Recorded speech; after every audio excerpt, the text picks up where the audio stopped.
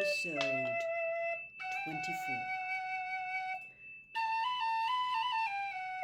Charles Wallace spoke in his calmest, most reasonable voice, the voice which infuriated the twins. He seemed to be looking directly at Calvin as he spoke, and yet Meg was sure that the bland blue eyes could not see, and that something else was looking at Calvin through Charles. Now the cold, strange eyes turned to her. Meg, let go. I will explain it all to you, but you must let go. No! Meg gritted her teeth. She did not release her grasp, and Charles Wallace began to pull away with a power that was not his own, and her own spindly strength was no match against it. "Calvin!" she gasped as Charles Wallace wrenched his arm from her and stood up. Calvin, the athlete.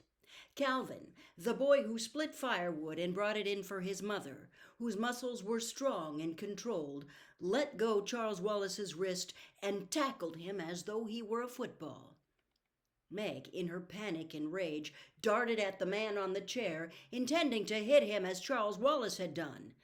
But the black-smocked men were too quick for her, and one of them held her with her arms pinioned behind her back. Calvin, I advise you to let me go, came Charles Wallace's voice from under Calvin. Calvin, his face screwed up with grim determination, did not relax his hold. The man with red eyes nodded, and 3 of the men moved in on Calvin. At least it took 3 of them. Pried him loose and held him as Meg was being held. "Mrs. Whatsit!" Meg called despairingly. "Oh, Mrs. Whatsit!" But Mrs. Whatsit did not come. Meg, Charles Wallace said. Meg, just listen to me. Okay, I'm listening. We've been all wrong, I told you. We haven't understood. We've been fighting our friend and Father's friend. If Father tells me he's our friend, maybe I'll believe it. Maybe. Unless he's got Father under a spell or whatever it is, like you. This isn't a fairy tale. Spells indeed, Charles Wallace said. Meg, you've got to stop fighting and relax. Relax and be happy. Oh, Meg, if you just relax, you'd realize that all our troubles are over. You don't understand what a wonderful place we've come to. You see, on this planet, everything is in perfect order because everybody has learned to relax, to give in, to submit.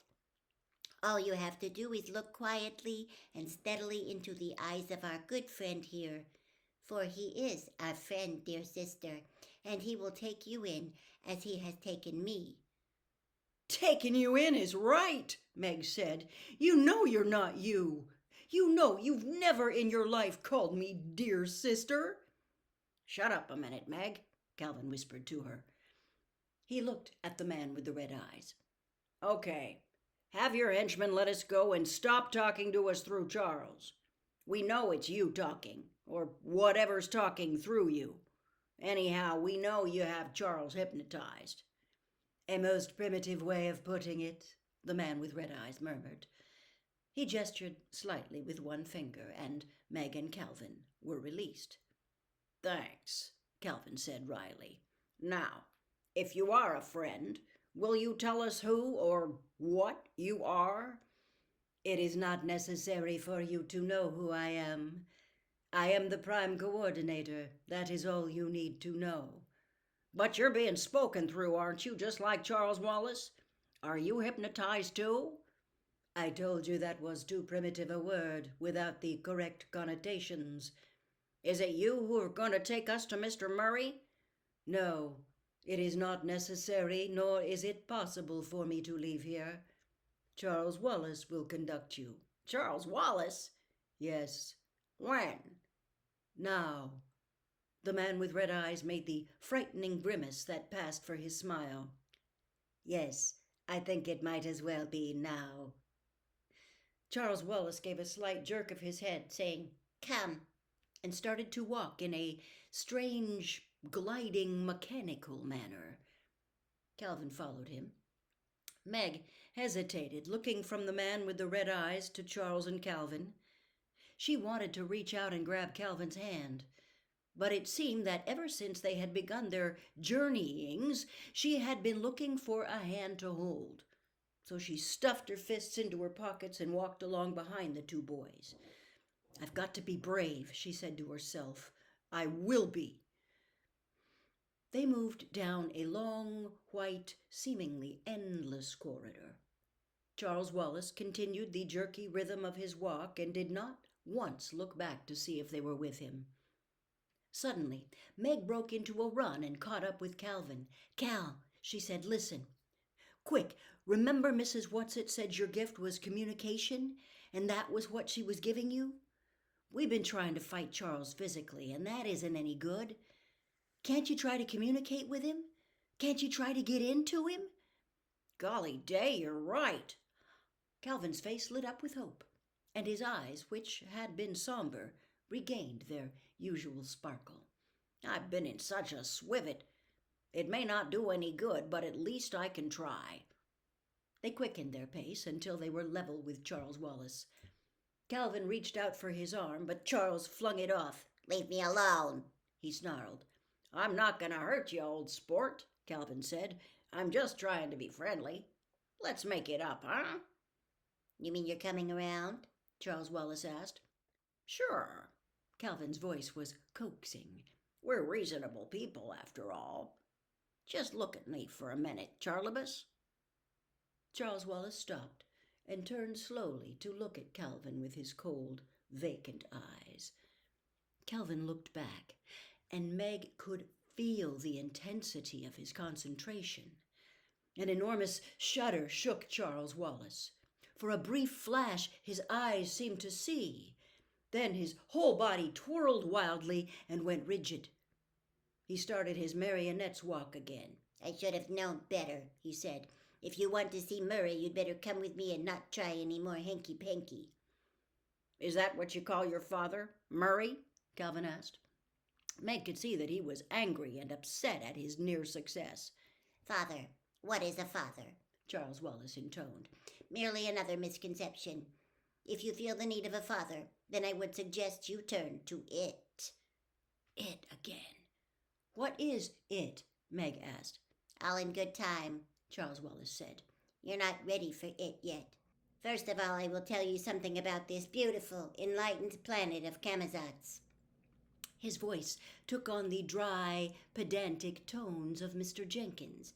"Perhaps you do not realize that on Camazotz we have conquered all illness, all deformity." "We?" Calvin interrupted. Charles continued as though he had not heard. And, of course, he hadn't, Meg thought. "We let no one suffer. It is so much kinder simply to annihilate anyone who is ill. Nobody has weeks and weeks of runny noses and sore throats. Rather than endure such discomfort, they are simply put to sleep." "You mean they're put to sleep while they have a cold, or that they're murdered?" Calvin demanded. "Murder is a most primitive word," Charles Wallace said. "There is no such thing as murder on Camazotz. It takes care of all such things." He moved jerkily to the wall of the corridor, stood still for a moment, then raised his hand. The wall flickered, quivered, grew transparent. Charles Wallace walked through it, beckoned to Meg and Calvin, and they followed. They were in a small, square room from which radiated a dull, sulphurous light. There was something ominous to Meg in the very compactness of the room, as though the walls, the ceiling, and the floor might move together and crush anybody rash enough to enter. "How did you do that?" Calvin asked Charles. "Do what?" "Make the wall open like that." "I merely rearranged the atoms," Charles Wallace said loftily. "You've studied atoms in school, haven't you?" "Sure, but—" "Then you know enough to know that matter isn't solid, don't you? That you, Calvin, consist mostly of empty space? That if all the matter in you came together, you'd be the size of the head of a pin? That's plain scientific fact, isn't it?" "Yes, but—" "So I simply pushed the atoms aside, and we walked through the space between them." Meg's stomach seemed to drop, and she realized that the square box in which they stood must be an elevator, and that they had started to move upward with great speed. The yellow light lit up their faces, and the pale blue of Charles's eyes absorbed the yellow and turned green.